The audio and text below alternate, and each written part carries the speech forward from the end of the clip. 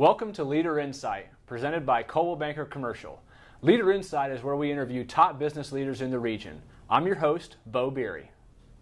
I am so excited to be here with Kristen Hadeed, owner of Student Maid, the leading women's enterprise 2 years in a row with the Chamber of Commerce. Quite impressive. And so I've got some questions for you. Everyone has seen some of your interviews and has talked with you before, but I've got some specific questions. First of all, I just want to know, like in 2 minutes or less, tell me what Kristen Hadeed does from the time she wakes up until the time she goes to bed. Oh boy, okay. Well, actually, no day is ever the same for me. Sometimes I'm in a meeting from 9 a.m. until 9 p.m. Sometimes I'm at my office working with our team. Sometimes I'm on a plane.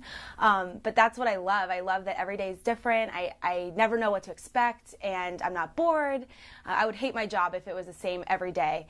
But something that I've definitely realized in my position is the importance of health. And so I definitely try to incorporate, exercise and sleep and eating healthy the best I can so that I have energy to go nonstop, really. Yeah.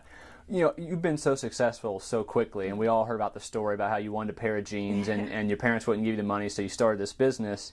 How has being young affected you in building this business? Oh man, it's been a huge challenge. I mean, I started when I was 19 years old, and so at 19, you don't really know anything. No one really trusts you. So I can remember certain times that it was very difficult, especially getting a loan. I tried several times, several different banks, denied time after time, and finally when I got approved, it was only $10,000.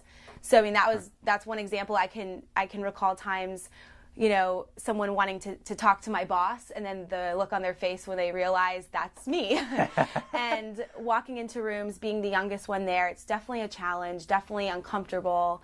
But I just learned, practice self-confidence, and sometimes you have to force yourself into a place outside of your comfort zone to really change and grow. And so thankfully, I've learned to practice that, and I've been able to not see my age as an obstacle anymore. Well, when you talk about the loans, I mean, you're not the only one who's, whether you've got a multi-million-dollar business or not, that's been tough to get recently. So you've done a tremendous job marketing yourself and your company. Tell us the three most important things you do to build your brand and sort of keep it top of mind in the customer. Well, I think it's important to say first that when you're creating your brand or you're rebranding, as a leader, you really have to choose something that you can live up to 24/7, because a leader's job doesn't end at 5 o'clock, right. And you are your brand, right? So once you've identified that, a brand that you can really believe in and live up to, I think something we've done in Student Maid is we've created 10 core values that really are non-negotiable. We hire and fire on these things because our employees are an extension of the Student Maid brand, and they are in houses all day without any management, and so it's important that they're living up to our values. And so because we have these 10 things that really are the core of our company, that's allowed us to grow. I also think that giving back is a huge part of owning a business, and it has to be a part of your brand, because I think that it's the giver's gain philosophy. If you give back and you help others, naturally they want to help you. People want to help good people, right? So we give back. Our employees are required to volunteer twice a semester, and I think in the last 3 years collectively we've given back 4,000 hours of community service. Wow! So that's a big deal to us. And then I would say on a personal level, just joining as many networking groups and organizations that you can, and taking a leadership position within those organizations, because you're more visible. You're creating a trust essentially between you and the community. So you sleep like 3 hours a day? Yeah. Okay. Just wanted to check.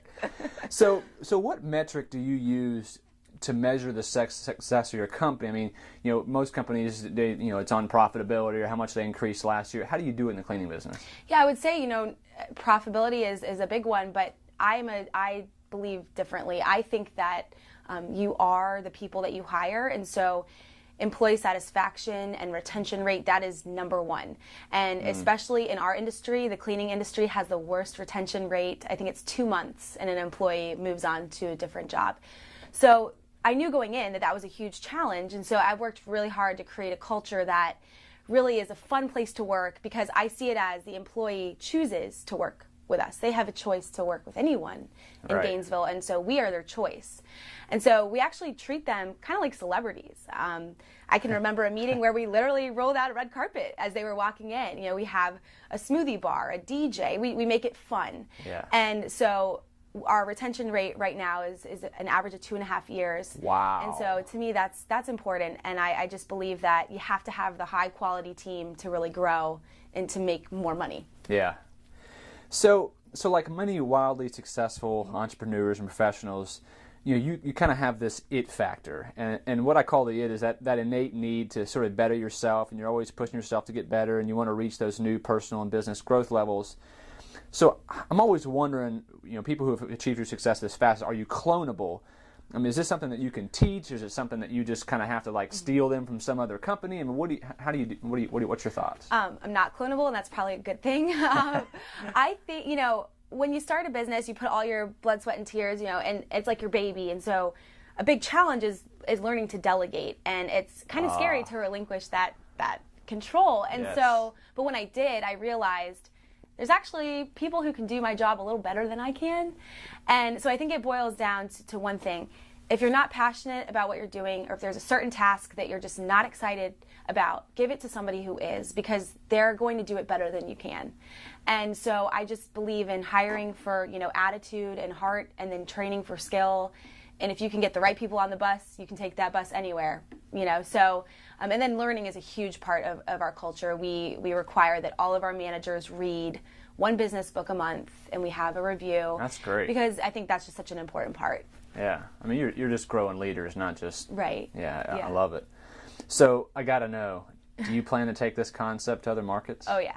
Yeah, figured the so. ultimate plan is definitely to take Student Maid to college towns, all over the country, and instead of being franchised, be employee owned, because that's just such a huge part of this business is the culture and preserving that culture. But beyond that, I hope that Student Maid will become a symbol almost of young people going out there and doing, things and making things happen, and not being afraid because of their age or their lack of experience or their lack of money, and hopefully inspiring others with our story, other young people, to go out there and do something like this on their own. It's very cool.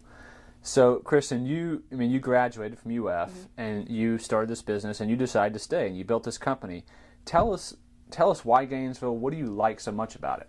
Well, when I graduated, I was actually offered a job, a dream job somewhere, and I turned it down immediately. And I think it's because I wasn't passionate about that opportunity like I was Student Maid. But I remember friends saying, "You're crazy, why would you stay in Gainesville?"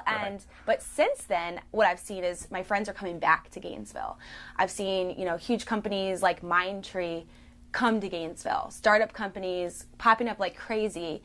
And I think it's because our community is one that really fosters entrepreneurship. Right. And there's just such a great support system here. Everyone's willing to help. It's so easy to find great mentors and leaders. And so at the end of the day, I couldn't see myself anywhere else. This community is definitely the reason for our success. I share your comments, and that's our last question. I just want to thank you so much for taking the time with us. It was a great time to get to know you a little better. Thank you so much. Thanks for watching this edition of Leader Insight, presented by Coldwell Banker Commercial. We'll see you on the next one.